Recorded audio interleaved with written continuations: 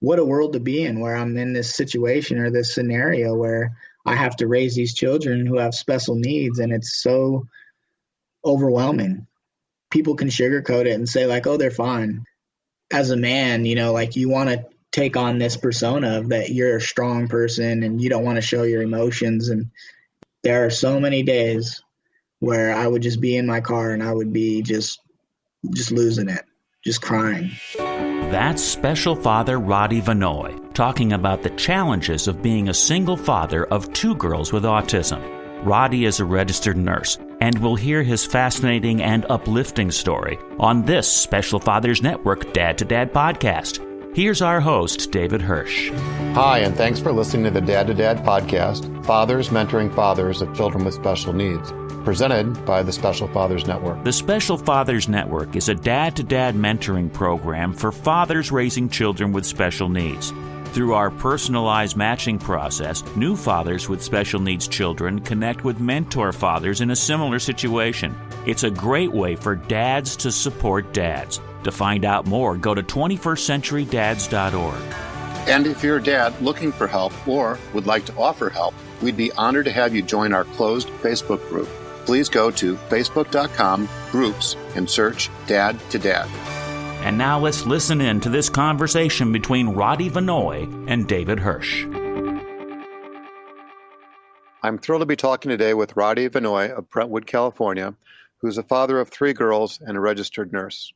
Roddy, thank you for taking the time to do a podcast interview for the Special Fathers Network. Oh, you're welcome. I'm honored. You and your ex-wife are the proud parents of 3 girls, Rayanne, 15, Vanessa, 13, and Paige, 9. 2 of your 3 girls have been diagnosed with autism. Let's start with some background. Where did you grow up? Tell me something about your family. I grew up in Antioch, California. I have 2 brothers and a sister. My father was an immigrant from the Philippines. He came here as an 8-year-old with his mom and my grandfather. They came over here. Then they met my mother. So my father's, he's a Filipino and he's white. And my brothers and sisters, we grew up in Antioch, and it's a kind of a small town. It's a suburb town outside of Oakland. It's a suburb, but everybody just kind of that lives there kind of works in Oakland, works in San Francisco. So there's a lot of people that are kind of coming in and out. But the community growing up was actually really nice. I mean, I feel like it had that small town feel growing up, but as the years have gone on, it's gotten much larger. For the most part, most people kind of knew each other. But as the city got bigger and expanded, I think it's kind of lost that small town feel, but it's still a nice place to be. It's right by the water. And growing up with my brother and sister, my father and my mother, they're very, very supportive, very interesting people. Like my father, he's always kind of been a hardworking individual. He's a very quiet guy, but he was always working 2 jobs. And I really felt like he didn't talk a lot, but he showed you. He showed you that it was going to take hard work, that it was going to take, dedication, and he instilled that in me, I think, and also my brothers and my sister. What I hear you saying is that he had a good work ethic. Exactly. And maybe actions speak louder than words, right? He was more of a role model than somebody to tell you, do this or do that. So what type of work did he do? He's the garage sub foreman at PG&E. And then he also worked a job in the morning. So he'd get up at about 6 a.m., work for about 4 hours, and he would deliver newspapers over an amount of 4 hours or something like that. So he'd do that in the morning, 6 o'clock to about 11 or 12. And then he'd get off of that job, and then he'd work at PG&E from 3:30 to 11:30 to 12 o'clock at night. Oh, my. Yeah, he did that for a good 10, 15 years, I think, day in, day out. And sometimes I admire and think back, and I'm like, wow, that was pretty incredible, for somebody to do that day in, day out and just have the durability. I don't, sometimes I think like I wouldn't be able to do that. So, how would you describe your relationship with your dad? Oh, we have a really, really good relationship. When I think of him, he's something that I could always count on. He's somebody that I could always go to if I needed something, and he would always be there, and I think that's something you need out of a parent. I can't even explain or you know, say how important it is to have somebody in your life that you can always count on.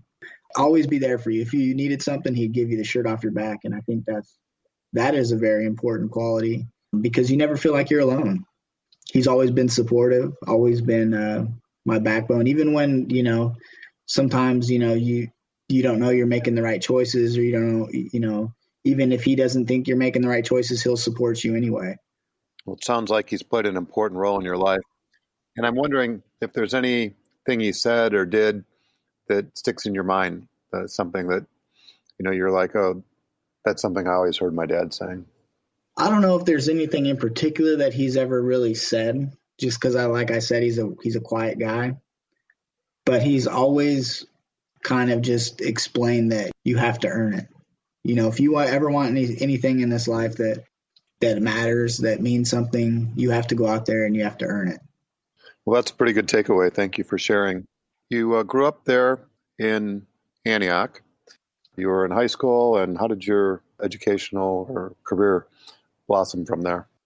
Well, I graduated high school, and then I actually was trying to get on with PG&E originally, and it never ended up really taking fruit. So I ended up taking a job as a delivery driver for a beer sales company called Markstein Sales Company.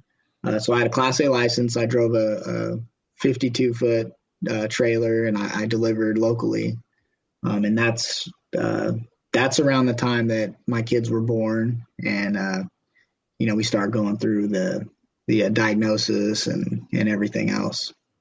Okay, from a career standpoint, how did you go from being a Class A driver to being a nurse practitioner? That story came about maybe 3 or 4 years into my job as a Class A truck driver. And I actually didn't know that I was going to be an RN. I didn't know that I was going to end up being a nurse. I started going back to school because I knew that I didn't want to be, a Class A truck driver my whole life. I felt like there was something more for me. So I went back to college, and I started taking classes, and I started taking some science classes, and I took some math classes, and I found that they were really interesting. Biology, anatomy, all those different sciences, I found it so interesting. And I said, you know what, maybe a career in the medical field might be the way that I want to go. I love people, and I think that definitely had a connection with me because I love, interacting with people and being with people and making them better, making them feel better. And the deeper I got into school with nursing and planning and preparing for that, the more I ended up loving it. And it's kind of just caught me all by surprise, to be honest. So how long have you been a registered nurse then? About 2 years now. And what type of work do you do in the hospital? So I work on a progressive care unit. So it's a PCU. So it's like a step down ICU. So the unit I work on, there's 2 parts. There's 2 sides. It's like a U shape, but one side is ICU, and then right behind those doors is my unit, and it's IMCU. So it's an intermediate care unit.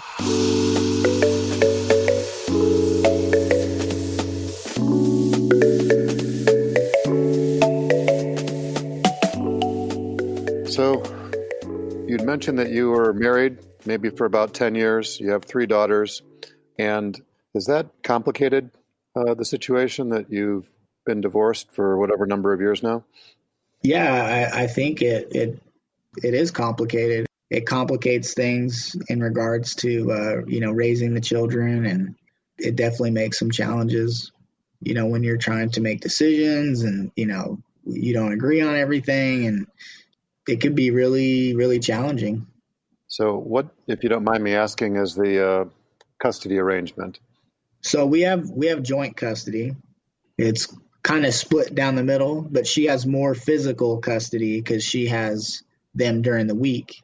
And this was set up before because I was going to school and then I was working during the day. So I have them on the weekends. I'd have them on Friday, Saturday, Sunday every week. That is the breakdown. So she'd have them Monday through Friday, and then she'd drop them off Friday, Saturday, Sunday. Okay. Well, it's good that you have a joint custody arrangement, and it sounds like it's an arrangement that's helped to create some balance for both of you. Yeah, definitely. When you have kids that are autistic, I think the biggest challenge is trying to get that balance and stability for them. That's a really important factor. Before Rayanne and Vanessa were diagnosed, did either you or your ex-wife have any experience with special needs? No, I had no experience. I remember the day that they were diagnosed. I had heard a little bit about autism, but I didn't really know what it was. This was back in 2006 is when they had told us about it, and it wasn't really super mainstream at that point, and I didn't really know much about it.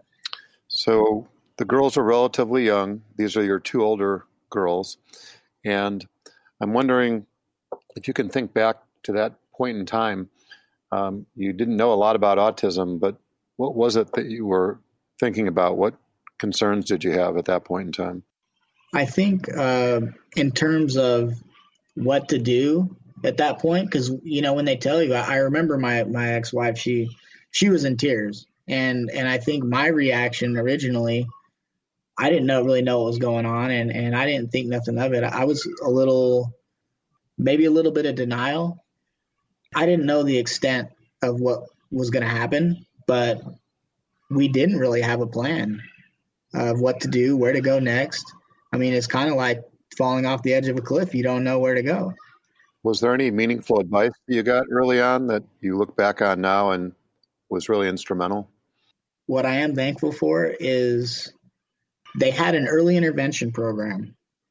And I think that was just amazing in a sense of we have a place that we can take them that understand, that know how to deal with autism and the disabilities that go with that.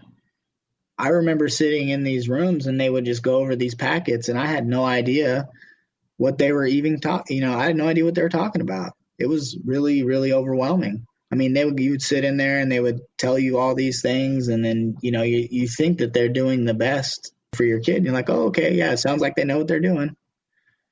But then later on, you'd look at the goals and the plans for the kids, and you'd be like, wow, they're really not doing much.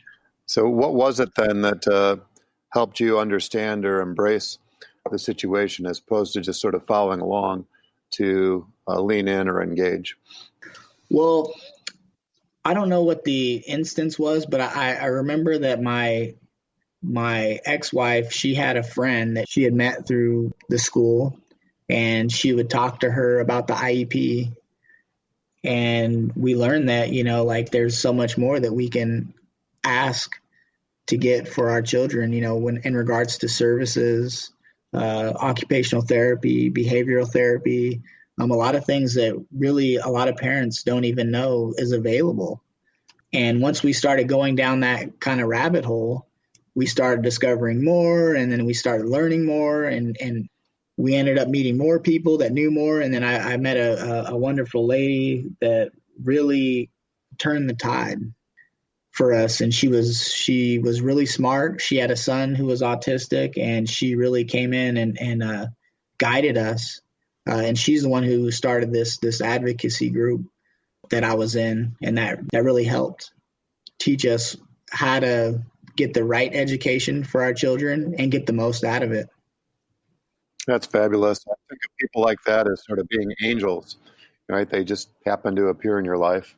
And if it wasn't for them, you sort of question, where would you be without them? That's really nice. Yeah. Not to focus on the negative, but to be authentic.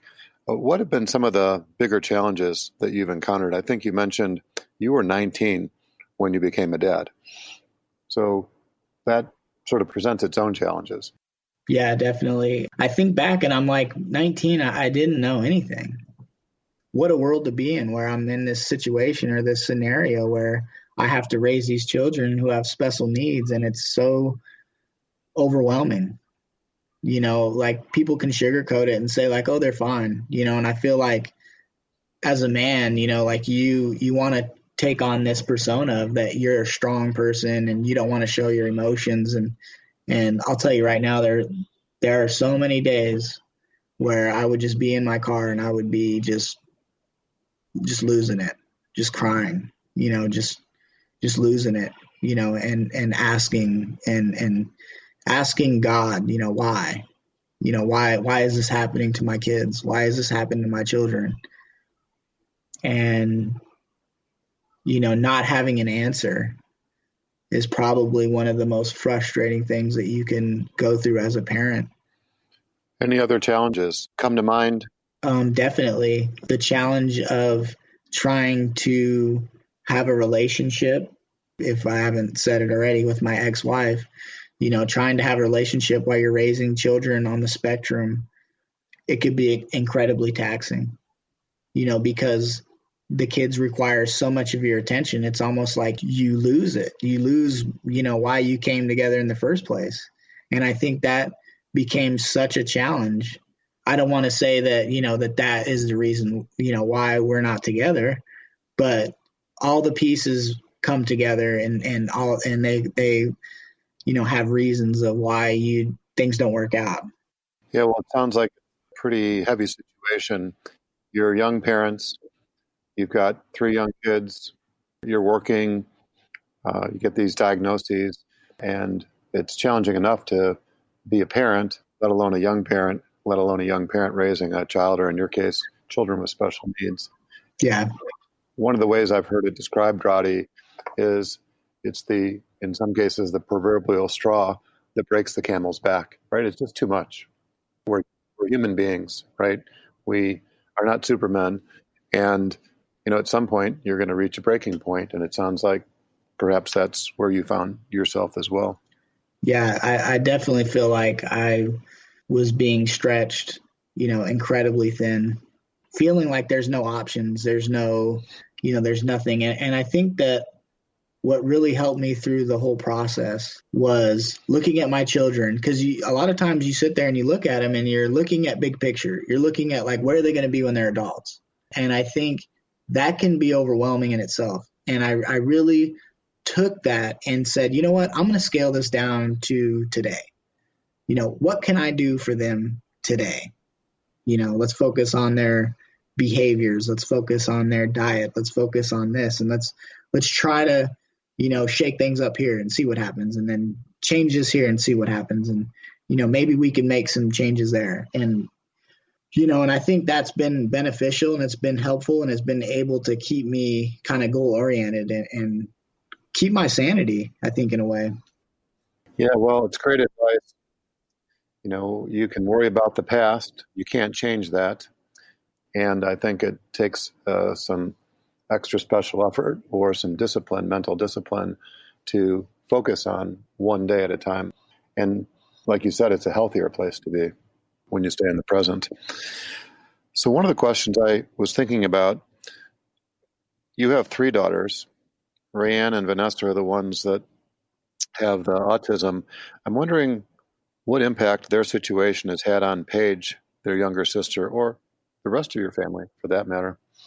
Yeah, I think it's great because I'm blessed with such great family. My parents, they couldn't be more supportive and more loving, and that's helpful. I do think about this a lot, especially with my daughter Paige, and I'm like, she's growing up in the circumstances that are completely challenging and difficult. And I do remember when she was going to school, and especially with her older daughter, with Vanessa, being in the same school, kids would ask her, like, what's wrong with her? Why is she like that? And, and she would always explain it to them, like try to tell them, like, this is what's wrong with her. This is, why she acts this way.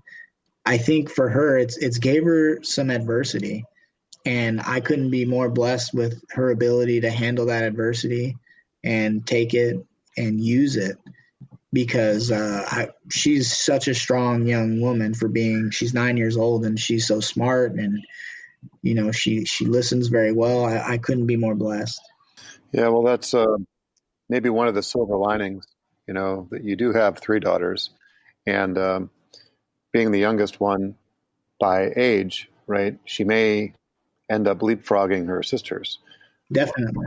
with her ability, depending on how things transpire.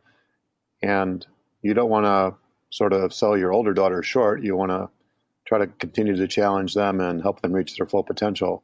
But it's going to be a balancing act when you have more than one child. And you don't want to have too many of the resources, too much of your time and attention dedicated to the two because they have these challenges, and then overlook, the needs of, in this case, your youngest daughter as well. Absolutely. I think balancing is the parents' greatest problem, I guess you can say, is balancing all the needs of everybody in the house, all the needs of each individual child, balancing the needs of your family, balancing the needs of your friends, and not just balancing the needs of your family and friends, but balancing the needs of yourself. That couldn't be more said, I think, in regards to a parent that has a special needs child, is that you need to take care of yourself first. Because, if you don't take care of yourself, you're not going to be able to take care of anybody because you're not going to be, capable.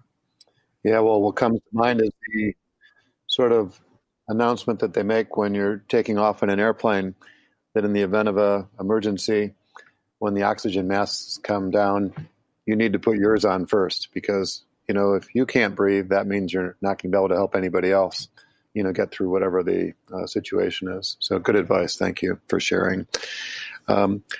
Speaking about health, I'm sort of curious to know, now that we've been sort of sheltered in place for 3 or 4 months, I'm wondering what impact COVID has had on your family, and then perhaps from a professional perspective as well.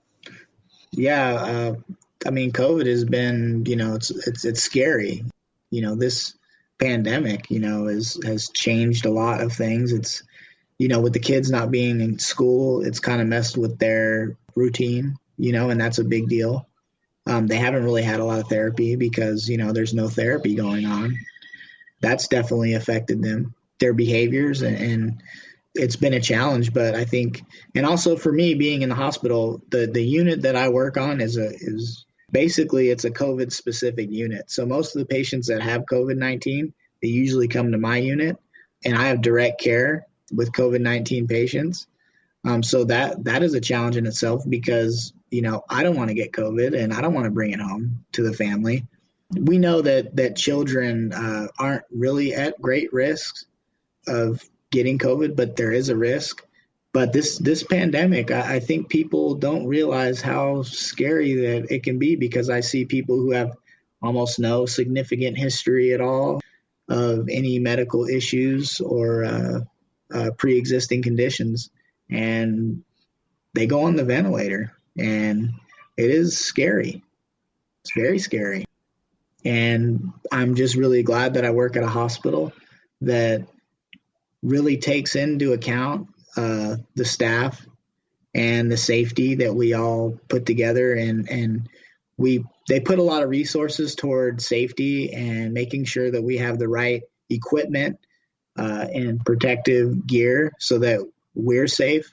The scariest thing is that if somebody gets COVID, right, that is in the hospital, if we're on our unit, say I get COVID, but I'm an asymptomatic carrier, like they say, and I go to the nursing station and I touch the keyboard and touch all this stuff, now I'm spreading it to everybody on the unit. I mean, the entire unit could get COVID, and it could completely disrupt healthcare. And I think that's what people don't really understand when they say, because a lot of people are protesting, they're tired of sheltering in place, and I don't blame them.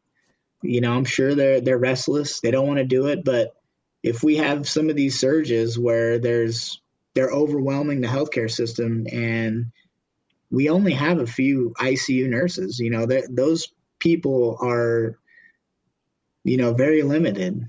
That's special care.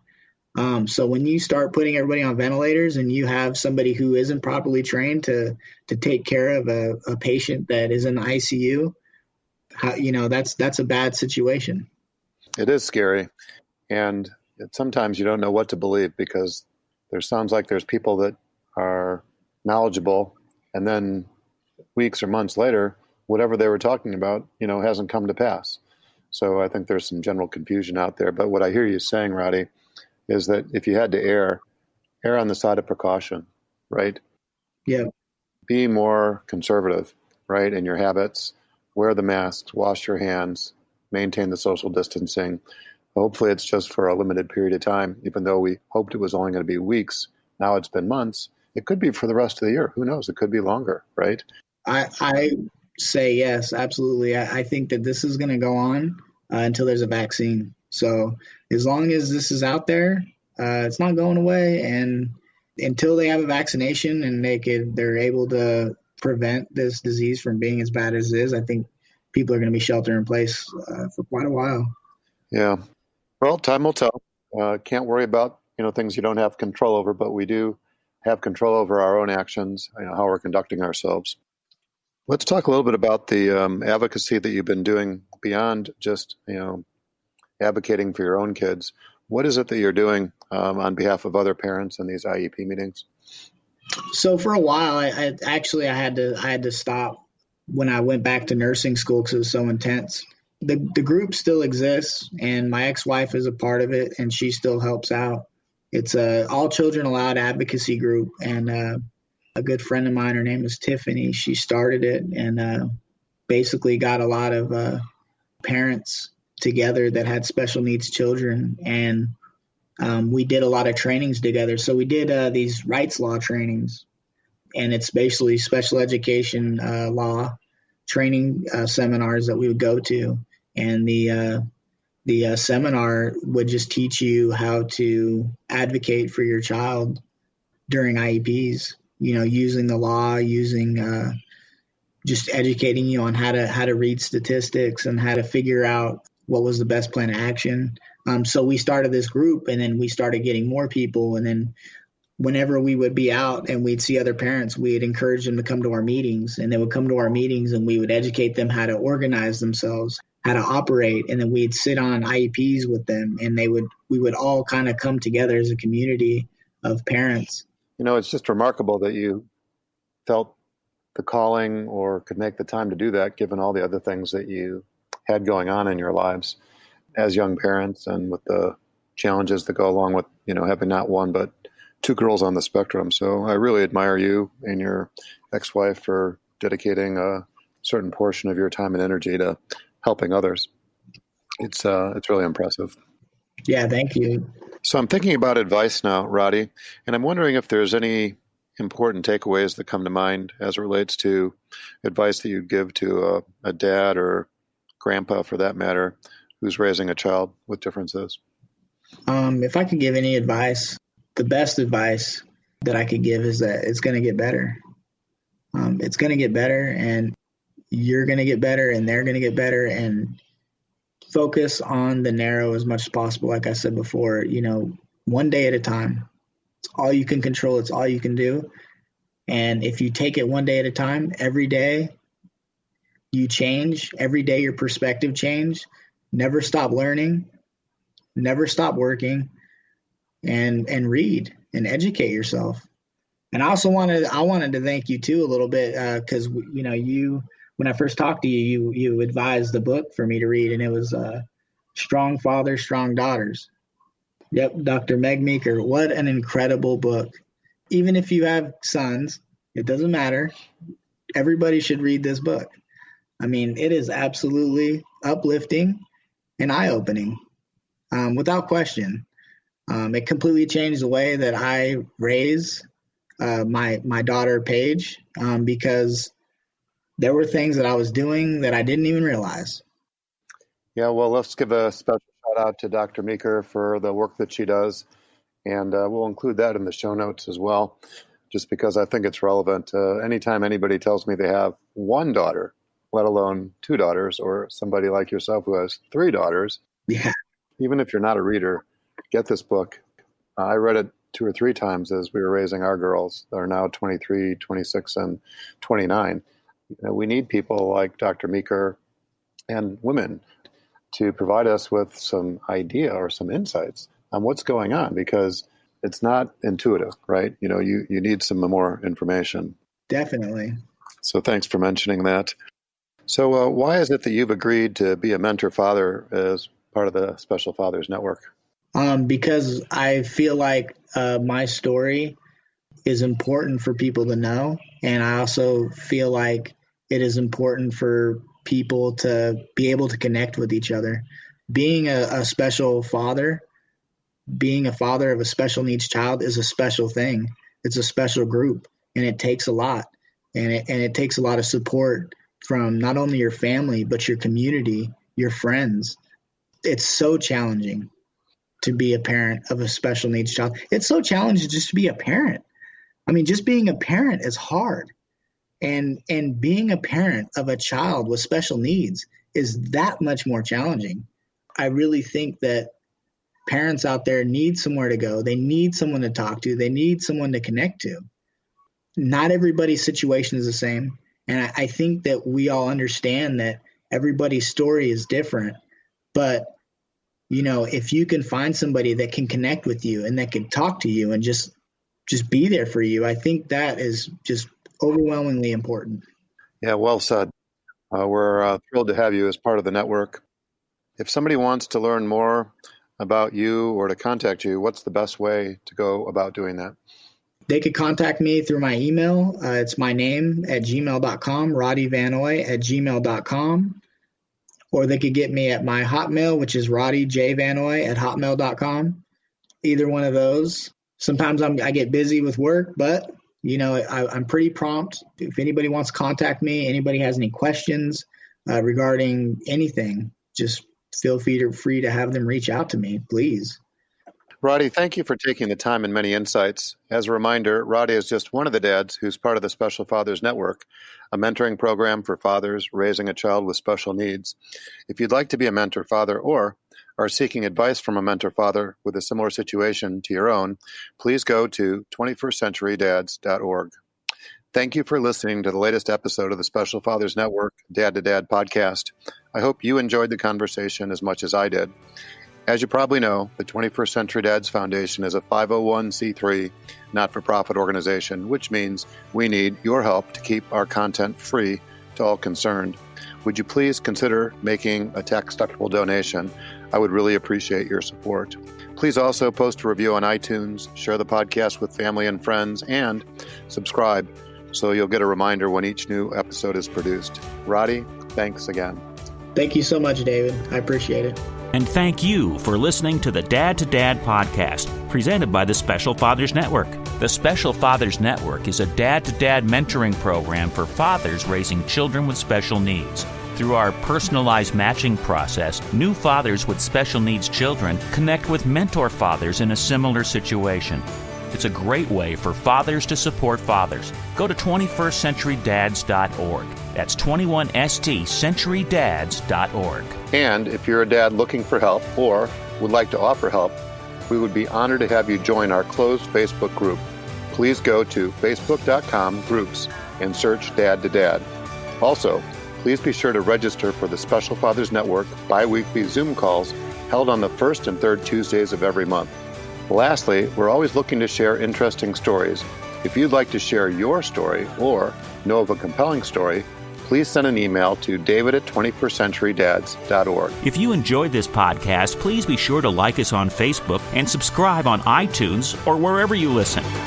The Dad to Dad podcast is produced by Couch Audio for the Special Fathers Network. Thanks for listening.